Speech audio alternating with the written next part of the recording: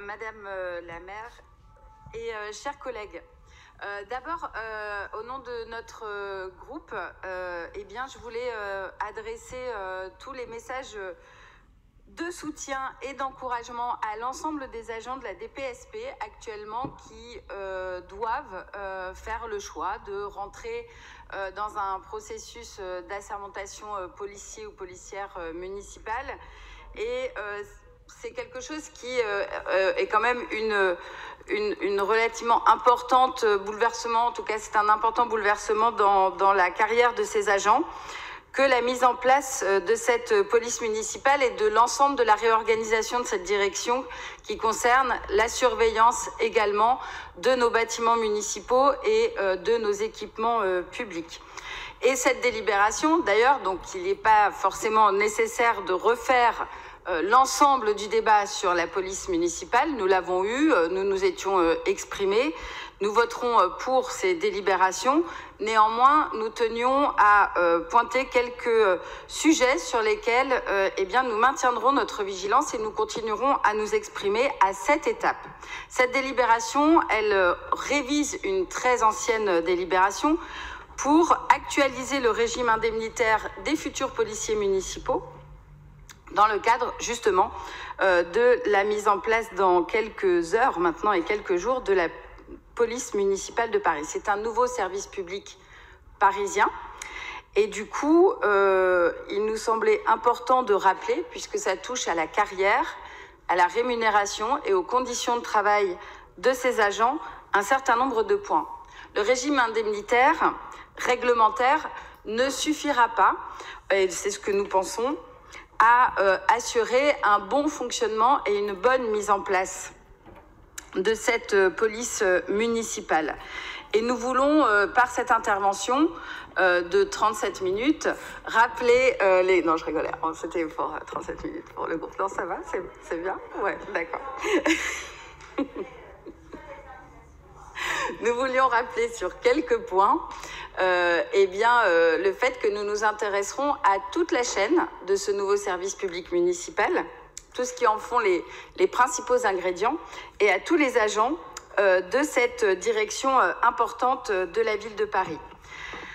C'était aussi un petit peu le sens de mon intervention lors de la réunion, en effet, chers collègues maires, que nous avons eue il y a quelques jours pour la relecture en présence de Nicolas Norman et du représentant du préfet de police sur la première convention de coopération entre la police municipale parisienne et la police nationale. C'est pour ça que j'avais tenu à dire que pour une convention et une première convention annuelle, il était important de rappeler, puisque l'ensemble de ces missions sont bien indiquées dans cette convention, que par contre, les moyens humains et les effectifs ne seraient pas là en entier par rapport à cette première année d'installation et de mise en route de la police municipale. Et je remercie Nicolas et Norman et également la préfecture de police d'avoir bien voulu faire cet ajout, parce que l'ensemble de ces missions ne pourront pas être de fait couvertes sur l'ensemble des quartiers et dans un temps aussi rapide que les premiers jours de l'installation. 3 points. Nous serons extrêmement vigilants aussi sur la formation. C'est-à-dire la formation, il y a bien évidemment la formation réglementaire qui concerne l'assermentation, mais nous serons très attentifs à ce que le volet et le contenu des formations qui seront proposées à ces agents soient beaucoup plus complets et aillent au-delà de la formation réglementaire. Enfin, je voulais aussi penser, et à travers cette délibération, c'est l'occasion de le rappeler, sur les moyens qui sont mis sur le 3975. Nous rappelons que le 3975 n'est pas la bonne solution. Nous aurions dû mettre en place un numéro spécifique dédié au service police municipal.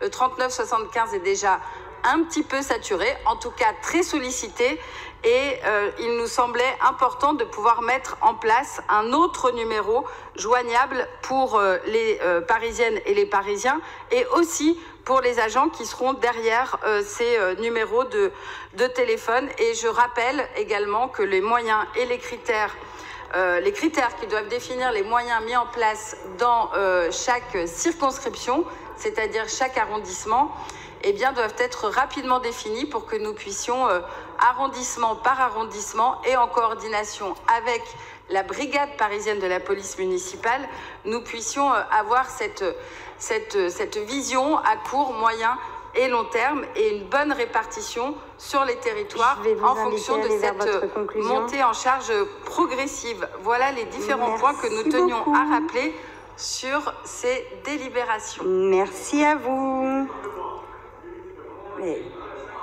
Ah oui, alors vous en êtes à vous faire des batailles de combien? Alors moi je les note.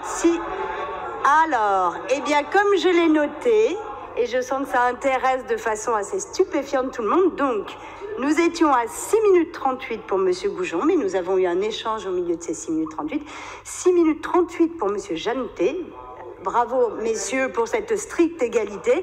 Et donc, nous venons d'avoir avec Karine Petit, on était à 5,38 ou 5,40. Et vraiment, non mais c'est bien qu'on se penche sur les vrais sujets dans cette assemblée. Alors, néanmoins, je vais proposer à Raphaël Rémy-Leleu de revenir peut-être au fond de l'examen de nos délibérations. Merci à vous. Merci, Madame la maire.